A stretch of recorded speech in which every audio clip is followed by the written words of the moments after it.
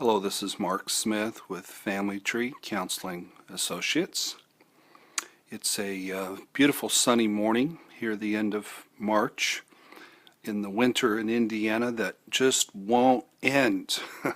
We are ready for some warmth here, but the ground was frosted over yet again. I've just woken up. I'm clutching my coffee close to me.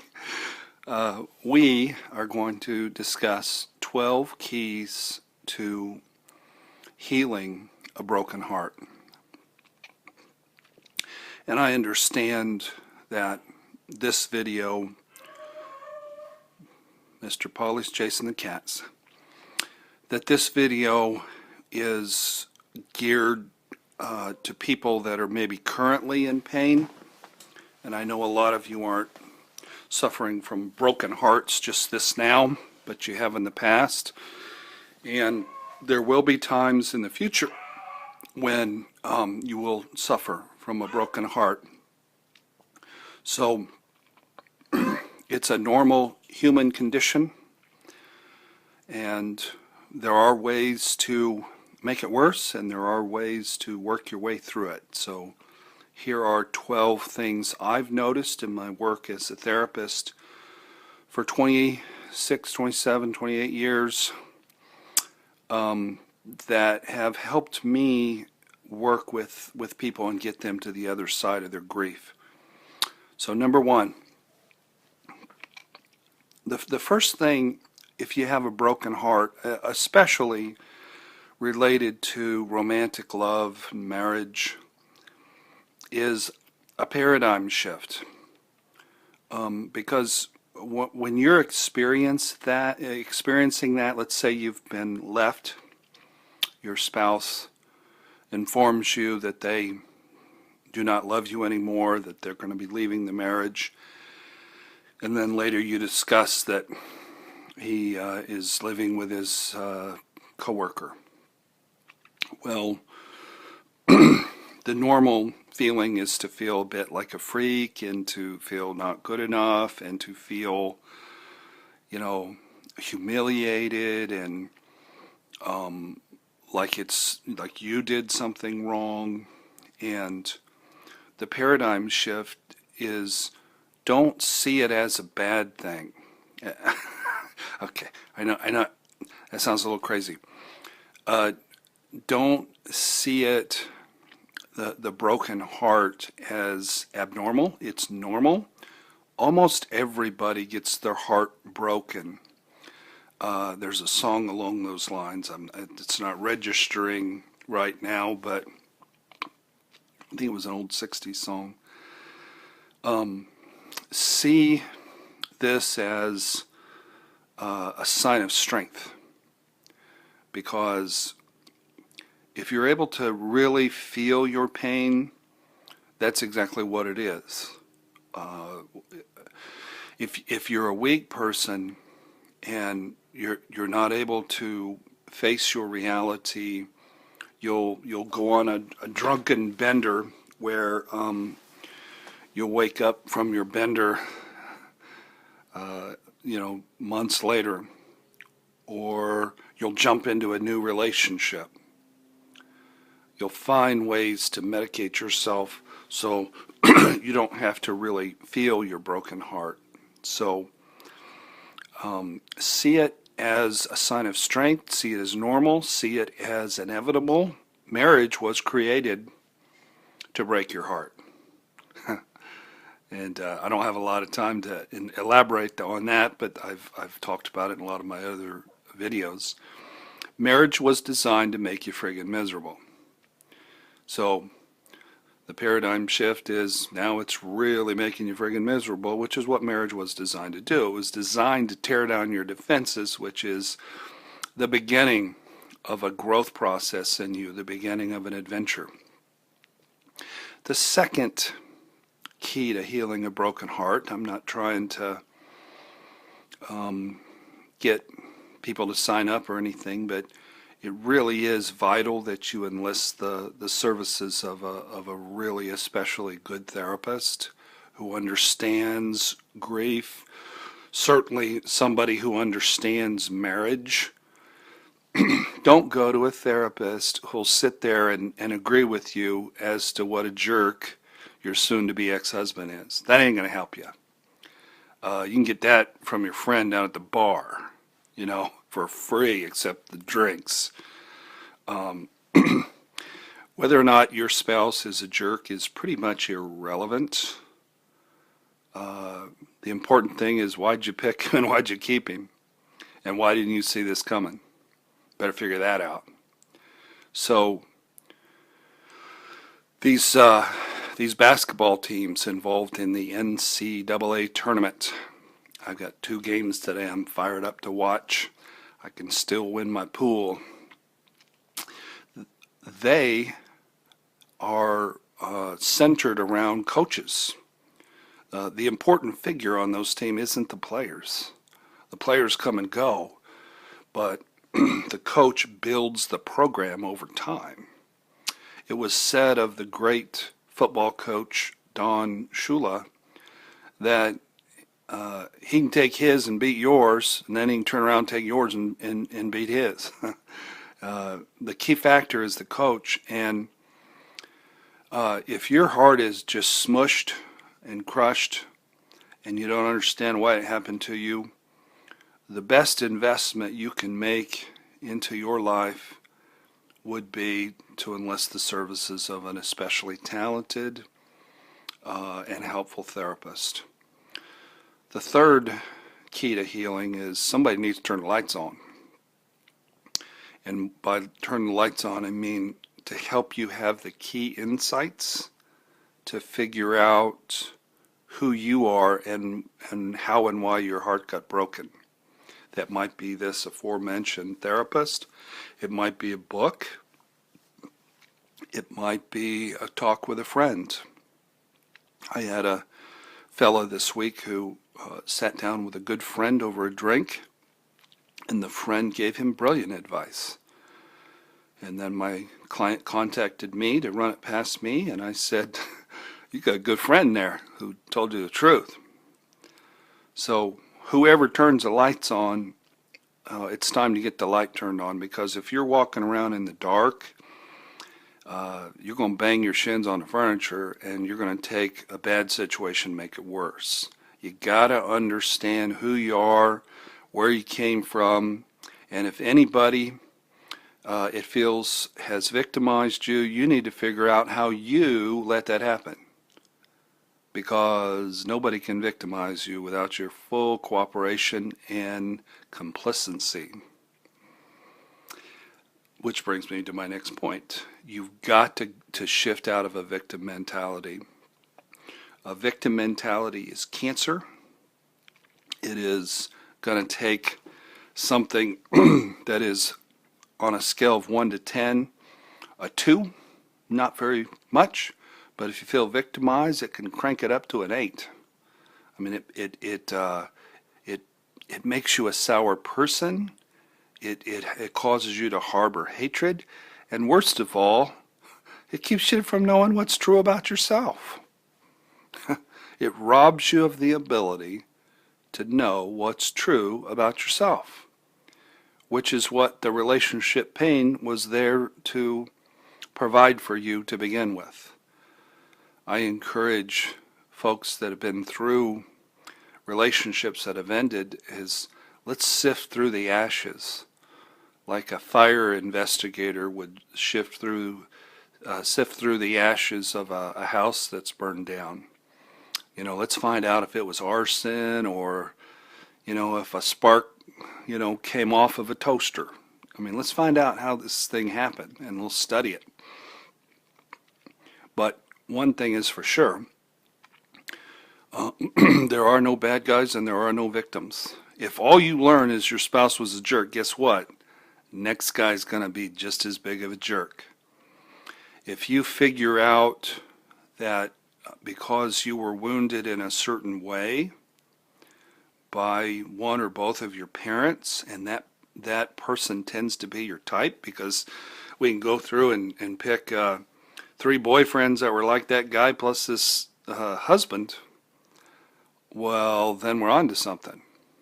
And then as you eventually enter dating, you will have your eyes open, you will have your coach at your ready, and you're not going to get run over by that Mack truck this time around, because you've been enlightened and you're being careful, and you're not going to just jump in blindly to the same pattern that's bit you on the butt 4 other times. The fifth thing that will help you heal your broken heart is to feed your recovery by reading a lot of books about your issues. If you feel abandoned, then read books on abandonment. If you're overly defensive, then read books on shame. If you're too passive and you have low self-esteem, read books on codependency. If you're self-absorbed and workaholic and controlling, read books on counterdependency. As a man, if you avoid conflict and your wife's wearing the pants in the family and you can't really voice your feelings, then you need to read a book called No More Mr. Nice Guy, a book written for male codependents. So feed your recovery and it'll get better and bigger. You can watch family tree counseling videos. We cover just about everything. You get 20 minutes of real solid recovery information. It's all for free. And then you get 20 more minutes in the next one. We got 209. So feed your recovery. Number 6, cooperate with your pain. Embrace it. We live in a culture where there's a pill for everything. And in our medicine practices, generally the focus is on the symptoms and not so much on the underlying causes. And we walk in and we're saying, let's make these symptoms go away right now. So in this process, it takes a lot of courage, but the fastest way through your emotional pain is directly through it. Do not be afraid to cry. Do not be afraid to feel sad. There is a time and a season for everything, the Bible says. There is a time to dance, and there is a time to cry. And this is a time to cry, which brings me to my next point. You'll cry rivers of tears. And that takes a lot of courage, but that's how God made us, to grieve. Even men should cry. We're all human, and when we get our heart broken, one of the most courageous and strong things a man or a woman can do is to cry your guts out. Cry until there are no more tears. A couple days later, do it again. A couple days later, do it again. And you will reach a place where the tears run out. And I guess I'm not just talking about a broken heart related to romantic love. This also pertains with death of a loved one. I'm doing some work with a gal who's had a parent die, and she's been very courageous as she's embraced the pain, which sort of has gone against her nature. She's a strong, in-control person, and all of a sudden, with the death of this parent, she's had a lot of emotion come up, and she wants to buck up and avoid it. But she dutifully comes to therapy, and she cries, and it's a beautiful thing. So pay attention to your pain, embrace it, don't run from it, see it as a good thing. I was working with another gal recently, and some abandonment came up as she learned some secrets that her husband had, and it really was as if a cyclone blew into the room and blew into her soul, and then blew into the marriage. The intensity of this broken heart that night was just astounding. But what I kept trying to get her to see was it really wasn't about the secrets, and it wasn't about the husband. It was about her childhood. And she enlisted him to dig that material up, and he's a gift, and he's doing her a favor, and we're getting at some deep stuff. So shift the focus off of wanting to throw a rock at that guy and grieve and cry and embrace who you are and where you came from and why you picked who you picked. Which brings me to the next point, which is number 8. If at all possible, stay in your relationship. Your marriage was designed to help you to heal. And even when it gets really, really hard and really, really painful, if both parties can do the work, then it certainly is a better option to buck up and board the back door and lock it and say there is no back door. We are going to do the work. We are going to heal our wounds, and we know that each other is the best tool to help the other person heal those wounds. Now, unfortunately, if one person bails, you can't do their work for them. And if they make that choice to jump into a new relationship or to hide from their pain or to villainize you, that you can't do anything about. All you can do is be non-judgmental, non-reactive, non-victimy, be loving, turn the other cheek, continue to do your work and pray. And maybe God will change their heart. But don't feel shame if that doesn't work out. The next way to heal a broken heart will surprise you, and that is you'll probably have some you would call them nightmares. I would call them dreams that give you a picture into your soul.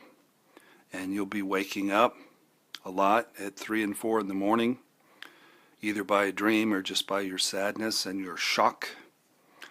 But write your dreams down and bring them into your therapist and kick them around, because we dream in code. If we dreamed directly about everything, we'd never get any sleep. But the dreams can be just a powerful window into your soul and can give you a lot of really powerful insight into who you are and where you came from and what's going on with you in that particular season of your life. Number 10, group therapy, my friends, is a wonderful thing. It's a wonderful place to get support. It generally is pretty inexpensive. And within 2 weeks, 3 weeks, it feels like you're in a room of your very best friends. And I just can't say enough about group therapy, especially for people who are healing a broken heart. You will get feedback, you will get friendship, you'll get a hearty hug, you'll get tissues to dry off your tears. And you'll have a community where people understand because they're either there with you or they had been there with you in the not too distant past. Number 11, take really good care of yourself during this time period. It's okay to take time off of work. It's okay to spend a little money to make life easier during your most difficult time of your life. Get massages. Be tender and kind with yourself. Spend time with friends. Travel. Whatever it is that you enjoy. Now, what I would discourage you from doing in terms of taking care of yourself would be to sit at home and drink 6 glasses of wine a night while you're watching TV. Or I sometimes, this is one of mine, my family has a bit of a food addiction. You might be able to tell. I've gained a pound or 2. And I go months and months at a time without having any sweets. But of late, I've been eating ice cream, and it tastes better now than it ever has my whole life for some reason. So try to not be like me and eat too much ice cream, but eat a little bit of ice cream. You know, you're grieving, and if you want ice cream, get some ice cream. Just don't, eat gallons of the stuff. And then the final key to healing your broken heart is to, if you do all the top 11, you will see the light at the end of the tunnel. You'll have hope, you'll have faith. Therapy will seem like you're going to the spa, not the dentist. And it won't be a heavy thing. It'll be an adventure.